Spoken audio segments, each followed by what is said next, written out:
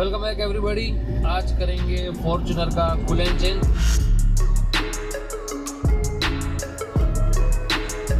तो अभी हम निकले हैं कूलेंट खरीदने।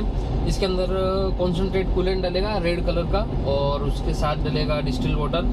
हम प्री मिक्स कूलेंट भी यूज़ कर सकते हैं, लेकिन जहाँ पर मैं रहता हूँ यहाँ पर प्री मिक्स कूलेंट मिलना थोड़ा सा मुश्किल है और अभी गर्मियों का सीज़न चल रहा है, तो उस हिसाब से एक सर्विस भी हो जाएगी। ये डेमोन्स्ट्रेट करेंगे कि how to change coolant in Fortuner 2010।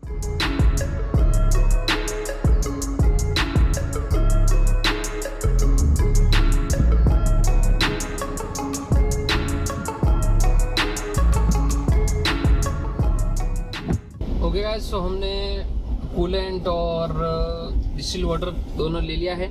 अब चलते हैं घर पे और इसकी जो भी ड्रेनिंग प्रोसेस है उसके बारे में आपको अवगत कराते हैं और आगे का काम शुरू करते हैं।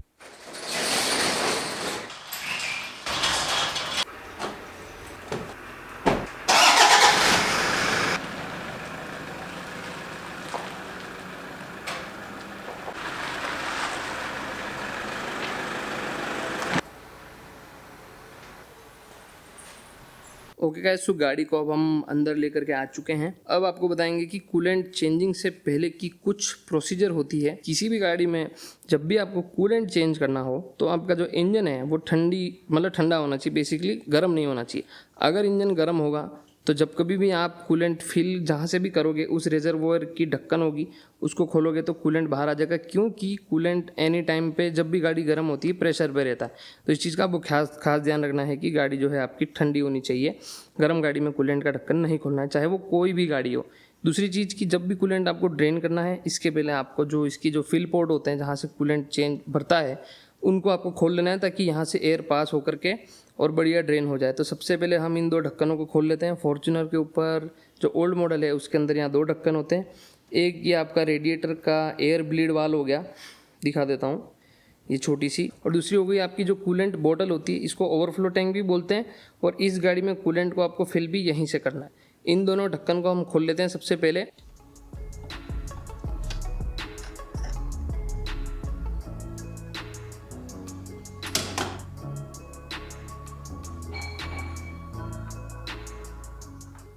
ओके गाइस, हम आ चुके हैं गाड़ी के नीचे।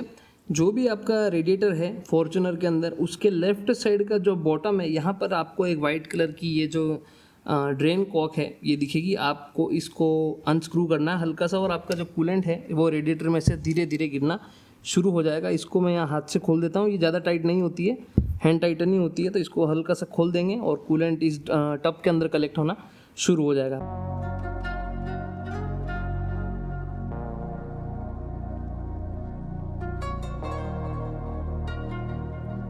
ओके गाइस, तो हमने पुराना कूलेंट सारा ड्रेन कर लिया है गाड़ी में से। लगभग 9 लीटर के आसपास का इसका जो ड्रेन है।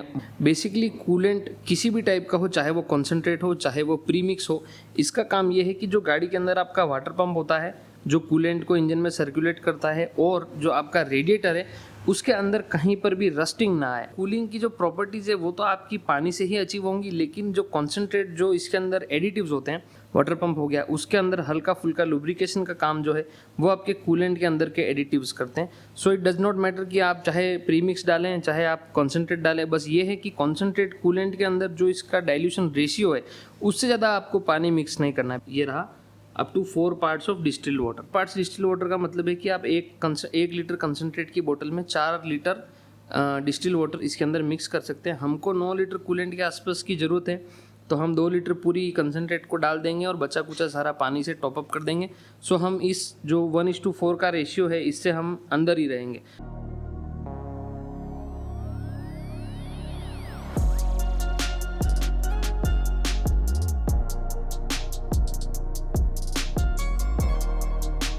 ओके गाइस, सो हमारा ब्लीडर वाल तक का जो कूलेंट का लेवल है वो फुल हो चुका है। बेसिकली अब इस इंजन में बंद वाटर पंप के साथ इतना ही कूलेंट आएगा। अब हमको जो रेडिएटर के ऊपर की जो कैप है ये वाली जो एयर ब्लीड के लिए होती है, इसको पैक करके और इंजन को स्टार्ट करना पड़ेगा।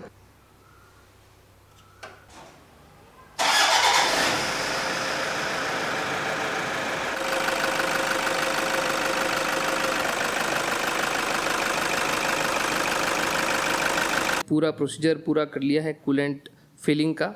मैंने आपको बताया कि कूलेंट को ड्रेन कैसे करते हैं और फिल कैसे करते हैं। अब फॉर्च्यूनर के अंदर एक एक्स्ट्रा स्टेप और होती है। अभी आपको जैसा दिख रहा होगा, अभी कूलेंट का लेवल जो है ये इस ब्लीड पॉइंट के ऊपर है और इस कूलेंट के लेवल को लगभग ये जो इस बोतल के हाफ से नीचे तक रहना चाहिए। सो बेसिकली ये एक्स्ट्रा कूलेंट नहीं है। अभी जब तक गाड़ी 2 से 3 हीट साइकिल से नहीं निकलेगी तब तक आपका एग्जैक्ट कूलेंट का लेवल नहीं सेट होगा। हीट साइकिल का ये मतलब होता है कि गाड़ी फुल्ली ऑपरेटिंग टेम्परेचर पे जाए और वापस से मतलब एक नॉर्मल कोल्ड टेम्परेचर तक आए, इसको एक हीट साइकिल कहते हैं। सो कल तक या 1-2 दिन में हमको इसका एक्चुअल लेवल पता पड़ जाएगा। फिलहाल मैंने अभी कैप को रीइंस्टॉल कर दिया है और अब 1-2 दिन बाद मैं आपको बताऊंगा कि इसका लेवल कहाँ तक ड्रॉप हो। कूलेंट चेंज को 2 दिन पूरे हो चुके हैं और हमारा जो फाइनल लेवल है वो रिजर्वोयर के इस पॉइंट तक है, यानी बेसिकली कूलेंट ज़्यादा इसमें से उतरा नहीं है। अब अगली प्रोसेस ये रहेगी कि इसको यहाँ से एक्सट्रैक्ट करके इस लाइन तक हमको कूलेंट को ले आना है, एफ लाइन तक, यानी फुल। एक्स्ट्रा एंटीफ्रीज जितना भी था हमने उसको एक्सट्रैक्ट कर लिया है। एक्सट्रैक्ट करने की भी मैं आपको टेक्निक बता देता हूँ। जैसा कि आप लोग देख सकते हैं कि बाकी सारी कैप हमारी लगी हुई है। अभी मैंने कूलेंट निकाल दिया है पर मैं आपको वापस डेमोन्स्ट्रेट कर रहा हूँ। तो आपको फिर ठंडी गाड़ी पर इस ढक्कन को खोलना है और उसके बाद आपको इस टाइप की कोई पाइप यूज़ करनी है। इसको लेवलिंग पाइप बोलते हैं। वो किसी भी लोकल हार्डवेयर स्टोर पर मिल जाएगी। आप इस पाइप को इस बोतल के अंदर डुबा करके सारा एक्स्ट्रा कूलेंट खींच लेना है आपको, जहाँ जब तक आपकी एफ लाइन तक ये कूलेंट ना आ जाए। फुल और लो इस लेवल के बीच में ही आपको इसके अंदर कूलेंट मेंटेन करना है। इसके बाद एफ से लगा करके इसके टॉप तक का जितना भी एरिया होता है वो आपकी एयर एक्सपेंशन के हिसाब से होता है और कूलेंट एक्सपेंशन के हिसाब से होता है। तो जितना भी एक्सपेंड हुआ कूलेंट है वो इस बोतल के अंदर आटा होता है और जब गाड़ी वापस ठंडी होती है तो ये कूलेंट वापस से रेडिएटर के अंदर चला जाता है। तो इतना एरिया आपको हमेशा खाली रखना है। आधे तक आप इसको भर सकते हैं मैक्स टू मैक्स, पर इससे ऊपर आपको कूलेंट को नहीं भरना है। लेवल मिला लेना है और उसके बाद वापस आपकी जो ढक्कन होती है, जो इसकी कैप है, इसको आप रीइंस्टॉल कर लीजिए कुछ इस टाइप से और आपकी कूलेंट की जितनी भी प्रोसेस है वो पूरी हो चुकी है बिल्कुल 100%। तो बस कूलेंट रिप्लेसमेंट की प्रोसेस पूरी हुई। Thank you so much for watching. Alright guys, तो हमारा कूलेंट चेंज की पूरी प्रोसेस पूरी हो चुकी है और अब कूलेंट चेंज निपटा करके फिर मैं अभी टेस्ट ड्राइव पे निकला हूँ गाड़ी लेकर के। और बस अब फिलहाल इस वीडियो के लिए इतना ही है। अगर आपको इस वीडियो में और कुछ दिक्कत हो, कुछ सवाल जवाब हो तो आप मुझसे कमेंट सेक्शन में पूछ सकते हैं।